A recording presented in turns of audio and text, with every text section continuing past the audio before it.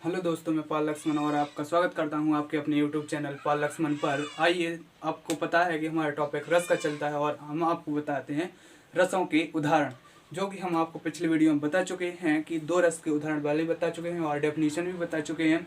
चलो एक बार फिर से डेफिनेशन को आपको याद करा देते हैं। जो रस है उसी की डेफिनेशन हम आपको बता देते हैं। हमारा रस है रौद्र। रौद्र का स्थायी भाव होता है क्रोध।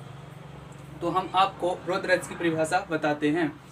सार हृदय के हृदय में स्थित क्रोध नामक स्थायी भाव का जब विभाव, अनुभाव और संचारी भाव से संयोग होता है, तब वहां पर कौन सा रस होता है? रौद्र रस होता है। और हमें पता है और आपको भी पता है, हम पहले ही बता चुके हैं कि हमें सिर्फ परिभाषा वही लिखनी है और स्थायी भाव का चयन करना है। तो हमारा स्थायी भाव का चयन हो चुका है। ये रहा हमारा रौद्र और इसका स्थायी भाव होता है क्रोध। तो ये रहा क्रोध और उसका उदाहरण ये है। देखो, जिससे क्रोध आता है वो बहुत भयानक हो जाता है, विराट रूप हो जाता है उसका।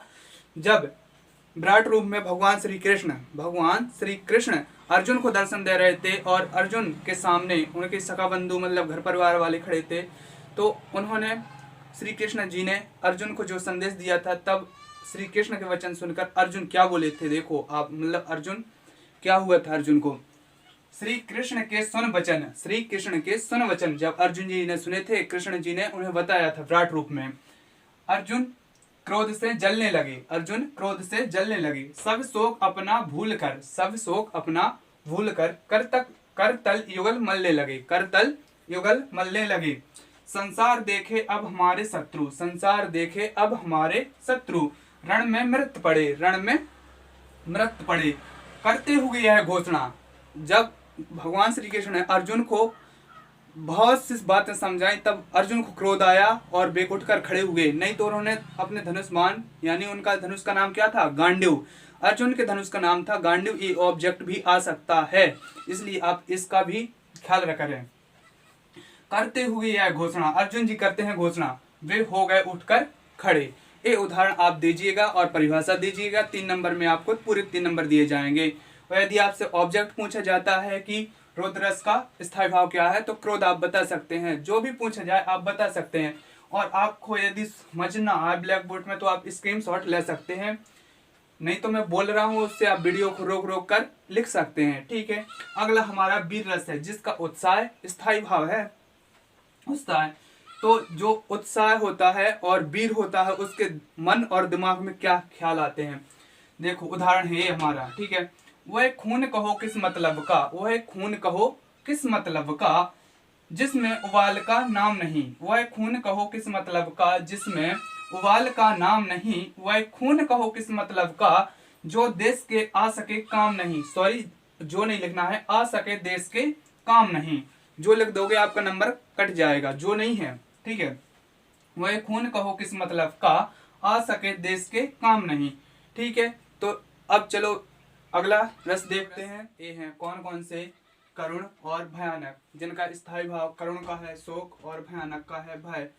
तो चलते हैं। अब परिभाषा हम पहले ही बता चुके हैं आपको कि स्थायी भाव चेंज करना है, बाकी परिभाषा वही लिखनी है। तो चलते हैं उदाहरण के लिए। करुण रस का उदाहरण है, सब बंधुन को शोक तजी गुरुकुल को स्नेह। सब बंधुन को शोक तजी गुरुकुल को स्नेह।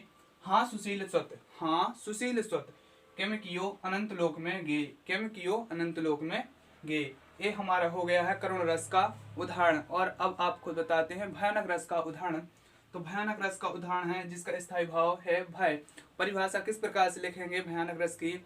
सहृदय के हृदय में स्थित भय नामक स्थायी भाव का जब विभाव, अनुभाव और संचारी भाव से संयोग होता है, तब वहां पर कौन से रस की निष्पत्ति होती है या उत्पत्ति होती है? भयानक रस की उत्पत्ति होती है। उसका उदाहरण पूछा जाएगा तो ये रहा आपके लिए उदाहरण। नबते झपटत बाज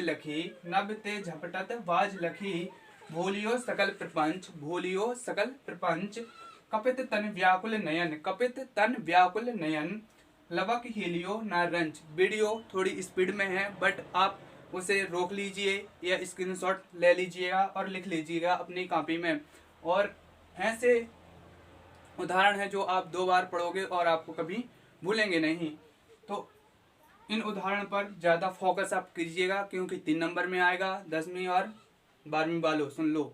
दोस्तों वीडियो लगी अच्छी तो लाइक करें, शेयर करें, दबा के शेयर करें और कमेंट में बताएं हमें वीडियो कैसी लगी है। और अगले रस जो हमारे 4 रस बच्चे हैं, 6 रस हम आपको बता चुके हैं, वो आपको कल वीडियो में मिल जाएंगे। और साथ ही साथ आपको अगला टॉपिक किस चीज़ का चाहिए वो आप हमें कमेंट करके बताएं।